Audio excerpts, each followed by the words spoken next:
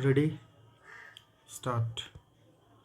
भारत के संसदीय इतिहास में यह अभूतपूर्व कदम है। राज्यसभा के 60 सदस्यों ने सभापति जगदीप धनखड़ में, जो भारत के उपराष्ट्रपति भी हैं, विश्वास नहीं रह जाने की बात कही है। विपक्ष के इन सांसदों ने उन्हें पद से हटाने की मांग करने वाले एक प्रस्ताव का नोटिस दिया है। इस प्रस्ताव पर मतदान की नौबत आने की संभावना नहीं है और अगर ऐसा हुआ भी तो यह गिर जाएगा। लेकिन मुद्दा वह नहीं है।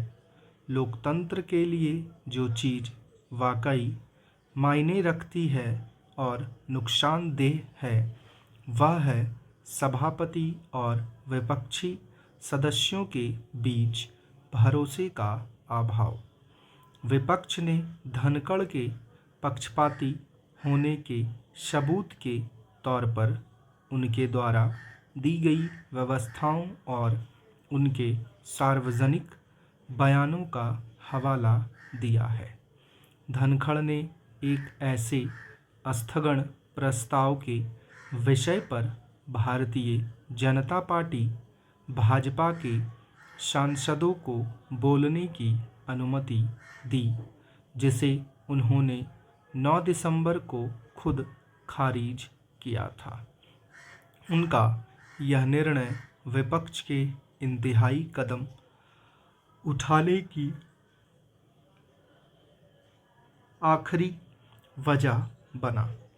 अन्य बातों के अलावा ये सदस्य यह पैटर्न देखते हैं कि राज्यसभा में नेता प्रतिपक्ष मल्लिकार्जुन खड़गे को बोलने की इजाज़त नहीं दी जाती और धनखड़ सार्वजनिक रूप से सरकार के विचारों को विस्तार प्रदान करते हैं तथा विपक्ष के विचारों को झिड़कते हैं। अक्सर राष्ट्रपति, उपराष्ट्रपति और लोकसभा अध्यक्ष जैसे अराजनीतिक माने जाने वाले पदों के लिए कैरियर राजनीतिज्ञ एक पक्षीय चुनाव के जरिए चुने जाते हैं। एक बार पद पर पहुंचने के बाद वे काफ़ी हद तक लड़ाई झगड़े से ऊपर रहते हैं। इसलिए राज्यसभा के सभापति के खिलाफ अविश्वास प्रस्ताव का नोटिस लोकतंत्र के लिए एक दुखद मोड़ को दर्शाता है। यह कोई संयोग नहीं कि यह सब भाजपा द्वारा विपक्ष का स्थान समेटने के सतत अभियान की पृष्ठभूमि में हो रहा है।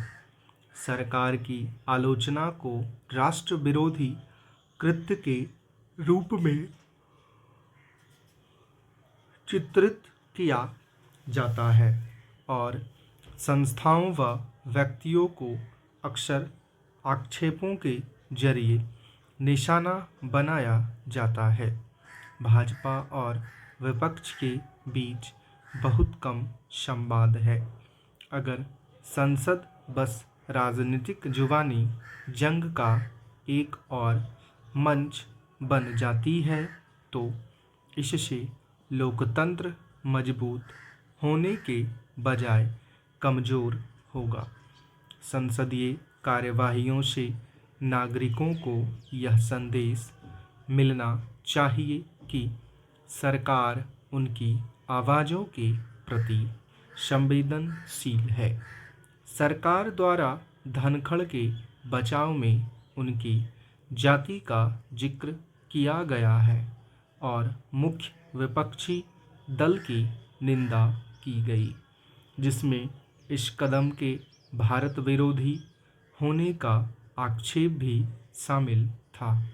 सरकार अपने बहुमत के बूते अपनी राह बना लेती है, लेकिन विपक्ष को भी अपनी बात कहने का मौका मिलना चाहिए।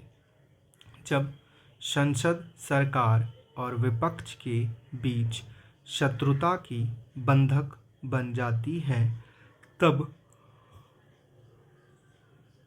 पीठासीन अधिकारी से मध्यस्थता करने और रास्ता निकालने की उम्मीद की जाती है।